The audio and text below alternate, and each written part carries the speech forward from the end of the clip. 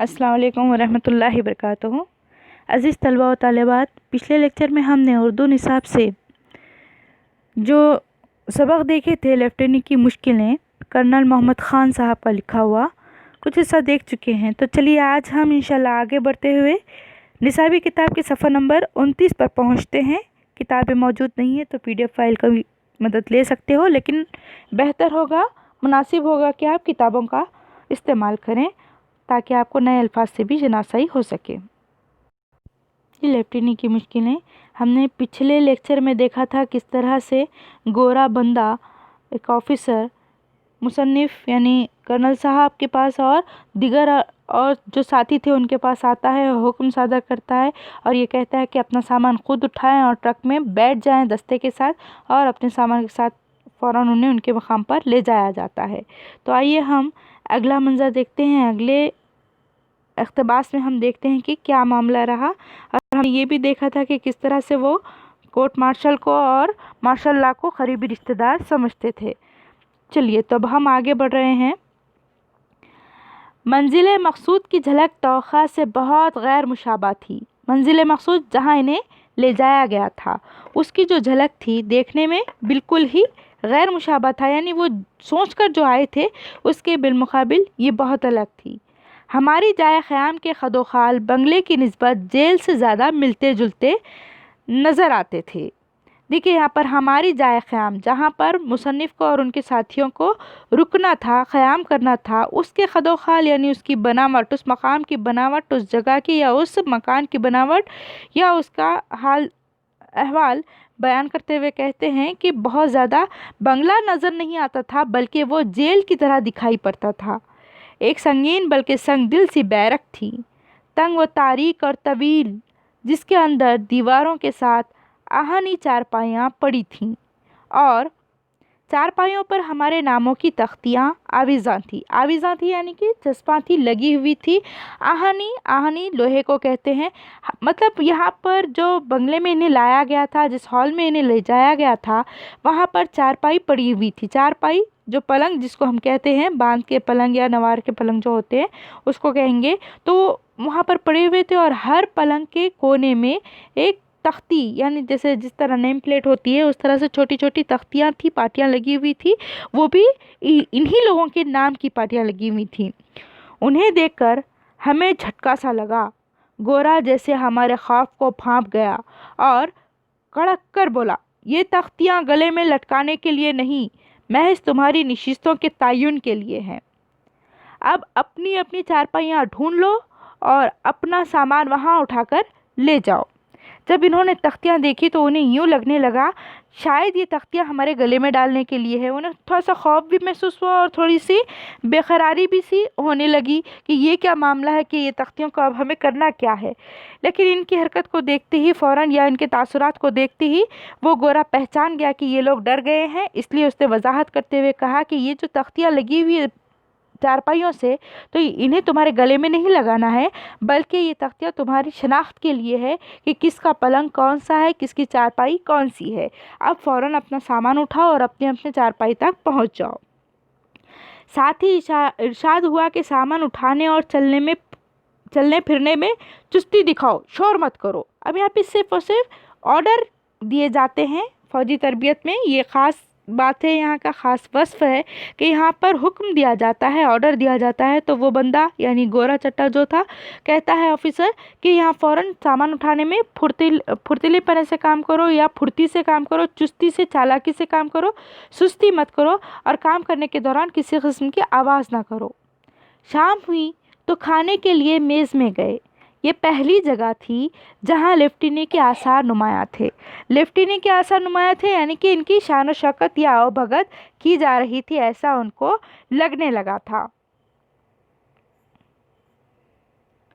हम सब एक अफसराना ठाठ के साथ ड्राइंग रूम में सोफ़ों पर बैठ गए। अफसराना ठाठ के साथ यानी कि बहुत ज़्यादा शाही अंदाज से वो ख़ुद को मिस्टर लेफ्टिनेंट या कर्नल समझते हुए बैठ गए।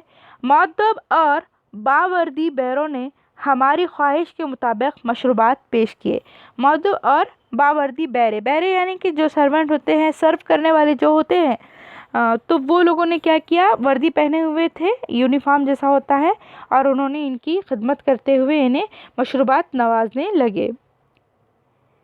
इस खुशगवार माहौल में हमने स्टेशन और बैरक के नाखुशगवार वाक़यात को भुला दिया। मतलब उनको यूँ लगने लगा गोया हम लेफ्टिनेंट बन चुके हैं, हम कर्नल बन चुके हैं, हमारी खिदमतें की जा रही है, और जो हालात अब तक के पेश आए थे उसको अक्सर उन्होंने भुला दिया और खुशी से बैठे रहे। खुशगवार माहौल था, बैरक के नाखुशगवार वाक़यात को भुला दिया और एक सुरूर के आलम में हम गिट पिट करने लगे। सुरूर के आलम में मतलब खुशी के आलम में, बहुत खुशी के साथ पुरसुकून अंदाज में आपस में वो बातें करने लगे थे, बातचीत करने लगे थे, इसीलिए गिट पिट कहा गया है। इतने में 2 खुश लिबास अंग्रेज़ अंदर दाखिल हुए। ये भी फौजी वर्दियाँ पहने हुए थे, लेकिन इनके बाजुओं पर 3 धज्जियाँ न थीं, बल्कि कंधों पर पीतल के 3 चमकते सितारे थी। 3 धज्जियाँ नहीं थी, बल्कि इनके कंधों पर, शोल्डर पर 3 स्टार्स लगे हुए थे पीतल के। ये अफसर थे। इनकी वज़ाख़ता, बातचीत और तौर तरीक़े से शाइस्तगी और वक़ार था, यानी रख रखाव में वो लोग अफसर का मान रखते थे। अफसराना शाही अंदाज़ उनके अंदर मौजूद था। उनकी वज़ाख़ता के साथ उनकी बातचीत, उनके तौर तरीक़े में शाइस्तगी थी, पुरवक़ार और स्टैंडर्ड नज़र आते थे। उन्हें देखा तो फ़ख्र सा महसूस हुआ कि उसूलन हम और ये अफसर एक ही लड़ी के मोती हैं। मतलब लेफ्टिनेंट या मुसन्निफ़ को यूँ लगने लगा ये आज हमारे सामने खड़े हुए, लेकिन देखा जाए तो हम दोनों क्या है, एक ही कश्ती के सवार हैं या एक ही लड़ी के मोतियाँ हैं, यानी वो भी कर्नल और हम भी कर्नल ही बन रहे हैं। आज नहीं तो कल हमारे कंधों पर भी वही जगमग करते हुए सितारे उभरने वाले हैं। आज वो सितारे लगाकर हमारे सामने खड़े हैं और हम सितारे लगाने के लिए यहाँ खड़े हैं। तो इस तरह से वो महसूस करने लगे आज नहीं तो कल हम भी इसी मकाम पर रहने वाले हैं। थोड़ी देर के बाद साथ के कमरे में खाने के लिए गए। अंग्रेज़ी खाने और देसी खाने के अंदाज में तकरीबन वही फ़र्क है जो अंग्रेज़ी और उर्दू बोलने में है।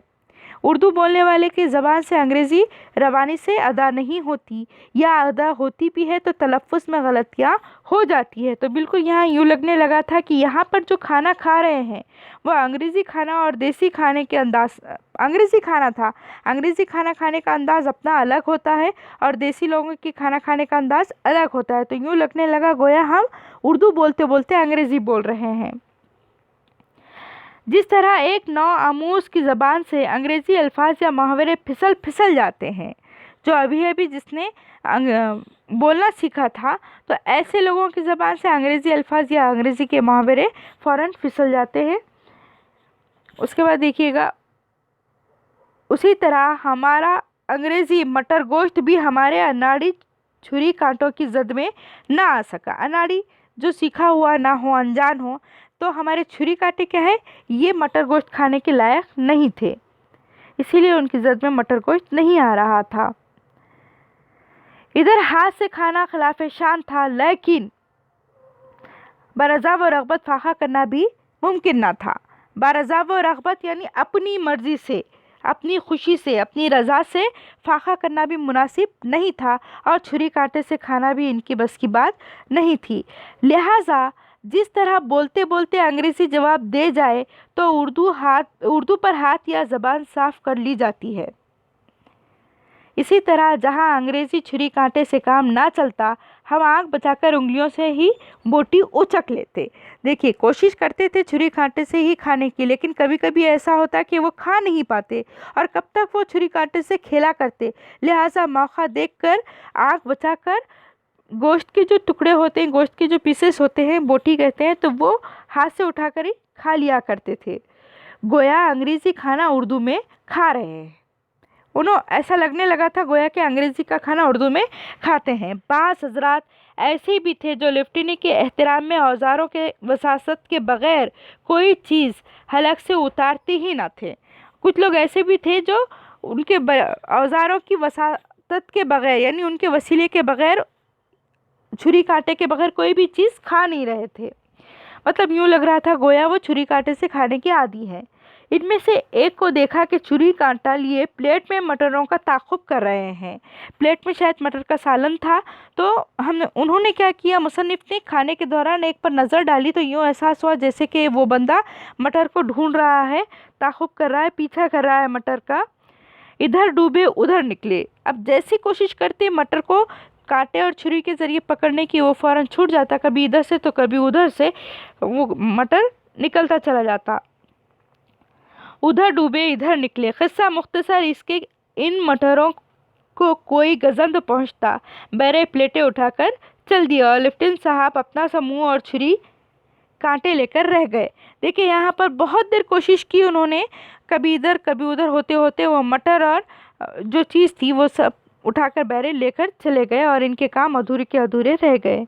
बाज़ औक़ात ये भी मालूम ना होता था कि बैरा जो कुछ सामने रख गया है इसके साथ सलूक क्या करना है। चुनांचे कानी आँख से उन अंग्रेज़ों को देखते और पीछे उन इमामों के चमचे और कांटे उठाकर रुकू और सुजूद में जाते। देखिए यहाँ पर बाज़ वक्त कैसा होता था, जो बैरे थे होटल के तो वो लाकर तो हम अक़साम की चीज़ें रखते थे, लेकिन कुछ चीज़ों के बारे में इन्हें इल्म नहीं था कि इसे खाते कैसे हैं। लिहाजा वो क्या करते थे, आँख बजाकर कानी आँख से, या एक लफ्ज़ आया है बेटा कानी आँख से। कानी आँख का मतलब ये होता है एक आँख से। जैसा आपने कभी एक कहावत सुनी होगी कि अंधों में काना राजा है। तो बिल्कुल एक आँख से क्या करते थे, अंग्रेज़ों को देखते थे कहीं वो देख तो नहीं रहे, और अगर अंग्रेज़ मसरूफ़ नज़र आते तो फ़ौरन क्या करते थे, अपने ही हाथों से उठाकर वो चीज़ें मुंह में डाल लेते थे, खा लिया करते थे। खाना ख़त्म हुआ तो एंट्री में आए और काफ़ी का दौर चला, लेकिन थोड़ी देर बाद उन्होंने दोनों अंग्रेज़ कप्तान उठ खड़े हुए और ये खुशगवार मजलिस बर्खास्त हो गई। थोड़ी देर के बाद क्या हुआ, एट्री में यानी रेस्तरां जिसको हम कहते हैं, जैसे रेस्टोरेंट जो होता है, वहाँ पर चाय पीने की गर्ज से, कॉफ़ी पीने की गर्ज से शायद आए थे ये लोग। अब खाना ख़त्म हुआ तो वहाँ आए और वहाँ आने के बाद क्या हुआ, उन्होंने काफ़ी पी। थोड़ी देर के बाद अंग्रेज़ कप्तान उठ खड़े हो गए जो उनके साथी थे। अब जब उनके साथी या उनके बॉस उठकर खड़े हो गए तो ये कहाँ बैठ सकते, ये खुशगवार मजलिस थोड़ी ही देर में ख़त्म हो गई। वहाँ से उठकर बैरक में वापस आए तो वही गोरा सबको मुखतिब करके कहने लगा, बैरक में जहाँ इनको रुकाया गया था, जो इनका मकाम था, जहाँ इन्हें सोना था। वो गोरा क्या कहने लगा, मुखतिब करके सुनिएगा। कल सुबह 700 बजे पीटी के मैदान में हाजिर होना है। 700 बजे। अब एक अजीब सा वक्त दे दिया उसने कि 700 बजे पीटी के मैदान में हाजिर होना है। आगे हुक्म फरमान देता है, लिबास बनियान, नेकर और रबर के जूते। किस अंदाज में आना है, क्या यूनिफॉर्म होगा हाजिर होते वक्त, उनका लिबास बनियान होगी, नेकर होगा और रबर के जूते होंगे। और इतना कहकर अकड़ता हुआ चल दिया। गोया ये गोरा बाजार नहीं आ रहा था, ये गोया बाज नहीं आ रहा था, यानी वो चुप होने का नाम नहीं ले रहा था। मौका बमौका कोई ना कोई हुक्म सादर कर ही रहा था। वही हरकतें करता था जो लेफ्टिनेंट के मुनाफी थी यानी कि खिलाफ थी। बिल्कुल ये अपने आप को कर्नल समझ रहे थे मुसन्निफ और उनके साथी, और उनके साथ इस तरह का जो मामला किया जा रहा है, ये जो सलूक किया जा रहा था, वो उसके आदी नहीं थे। इसलिए यूँ लग रहा था कि ये हमारे साथ ज़्यादती कर रहा है। किसी ने पूछा, अरे यार ये 700 बजे किस बला का नाम है, एक नया सा टाइम हाँ 7:15 कहते, 7:45 कहते, या 7 भी कहते, या 7:30 कहते तो बात समझ आती, लेकिन ये 700 बजे का वक्त समझ नहीं आ रहा था। एक साहब बोले, बेमानी बात है, गोरा अंग्रेज़ी गलत बोलता है, यानी कि वो बिल्कुल गलत बोल रहा है, ऐसा तो नहीं हो सकता। एक फौजी कैडेट ने आहिस्ता से कह दिया, इसके मानी है सुबह 7 बजे। देखिए एक फौजी कैडेट हमने पहले भी देखा था, जिसके माने क्या है, जो तरबियत हासिल करने का आया हुआ है, फौजी तरबियत हासिल करने का जो आया है, फौजी तरबियत हासिल करने की गर्ज से, या यूँ कह सकते हैं फौजी, पुलिस की या फ़ौज की तरबियत हासिल करने वाला बंदा कैडेट कहलाता है। तो उसने क्या कहा कि सुबह के वक्त को कहते हैं, वो अंग्रेज़ी गलत बोल रहा है। दिन भर के थके थे, सुबह तैयार होते होते हम में से कई एक पीटी के लिए 7 बजे से 1-2 मिनट बाद पहुँचे। 7 बजने के बाद पहुँचे थे, यानी 7:01 या 2 मिनट पर पहुँचे थे। कॉलेज में हम घंटों देर से पहुंचा करते थे और अगर प्रोफेसर साहब के माथे पर एक आध हल्की सी शकन आ जाती तो लम्हे भर में बग़ैर इस्त्री के हमवार भी हो जाती थी। लेकिन इस गोरे ने जो हमें ज़रा देर से आते देखा तो कुछ इस अंदाज से चिल्लाया गोया भौंचा ला गया। रहे उसकी पेशानी की शिकने तो उनकी असल, देखिए यहाँ पर असल की इस्त्री के बजाय रोड रोलर दरकार था। देखिए यहाँ पर ये लोग आए तो थे 7 बजे, लेकिन शायद आते आते उन्हें 1-2 मिनट की ताख़ीर हो गई थी। तब उसने क्या किया, वो जो अंग्रेज़ अफसर था उसने बाबा से बुलंद कहा कि तुम वहीं पर रुक जाओ, और उसके चेहरे पर शिकन भी आ गई थी। उनको अपना स्कूल का, कॉलेज का ज़माना याद आया कि यहाँ पर तो हम घंटों देर से पहुँचते थे और माथे पर अगर प्रोफेसर की शिकन आती तो हम फ़ौरन क्या करते थे, इस्त्री के बग़ैर हमवार भी हो जाती थी, क्योंकि हम वो बातें ख़त्म कर दिया करते थे। लेकिन इस गोरे ने हमें ज़रा देर से आते देखा तो फ़ौरन चिल्लाया, ऐसे चिल्लाया जैसे कि कोई तूफ़ान आ गया हो, कोई भूचाल आ गया हो। रहे उसकी पेशानी की चिकने तो उनकी इस्लाह के लिए इस्त्री के बजाय रोड रोलर दरकार था। अब यूँ महसूस होने लगा कि उसकी जो आवाज़ें हैं, गरजदार आवाज़, या उसके पेशानी की जो शिकनें हैं, उसके लिए तो रोड रोलर चाहिए, ऐसे ये ख़त्म होने वाली नहीं है। हम खामोशी से कतारों में खड़े हो गए। देखिए यहाँ पर हम खामोशी से कतारों में खड़े हो गए और पीटी शुरू की। पहले तो हमें मैदान के इर्द गिर्द दौड़ाया गया, यानी डबल कराया गया। उनको जैसे वार्म अप करते हैं उसी तरह से इन्हें मैदान के इर्द गिर्द दौड़ाया गया। डबल के ये मानी हमें पहली दफ़ा मालूम हुए। देखें, हम भी यहाँ पर पहली दफ़ा देख रहे हैं कि डबल के मानी होते क्या है। बाद अज़ां चंद ऐसे जावियों पर झुकने का हुक्म मिला जो फितरत की मंशा के सरासर खिलाफ थे। ऐसे ऐसे अंदाज में उन्हें झुकाया जा रहा था जो फितरी तौर पे झुकना मुश्किल था, और फिर बहुत मुश्किल से वो ये काम कर रहे थे।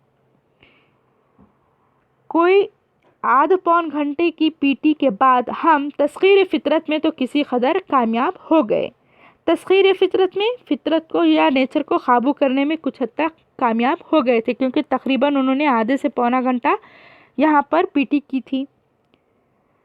लेकिन हमारी अपनी तरकीब अनासिर में खासा खलल आ गया। तरकीब अनासिर में यानी इनके अंदाज में बहुत ज़्यादा मुश्किलें पेश आने लगी। इसका मतलब ये हुआ कि उन्हें बहुत ज़्यादा तकलीफ़ होने लगी, क्योंकि उन्हें आदत नहीं थी पीटी वगैरह करने की। अब जो यहाँ पर नए अंदाज से पीटी की गई तो वो बहुत ज़्यादा परेशान हो गए और उनके जोर जोर दर्द करने लगे थे। तरकीब अनासिर जो उनके जिस्म के हर हिस्से में उन्हें दर्द होने लगा था। इंशाल्लाह हम बकिया हिस्सा अगले लेक्चर में लेते हैं। तब तक के लिए आप इस लेक्चर को या इन इक़्तिबासात को गौर से देखिएगा, समझिएगा, सुनिएगा, पढ़िएगा और मुश्किल अल्फाज पर तवज्जो दीजिएगा। और बकिया हिस्सा भी आपने पढ़ना है। इंशाल्लाह फिर हम अगले लेक्चर में हाज़िर होते हैं आगे इक़्तिबासात के साथ। तब तक के लिए अल्लाह हाफ़िज़।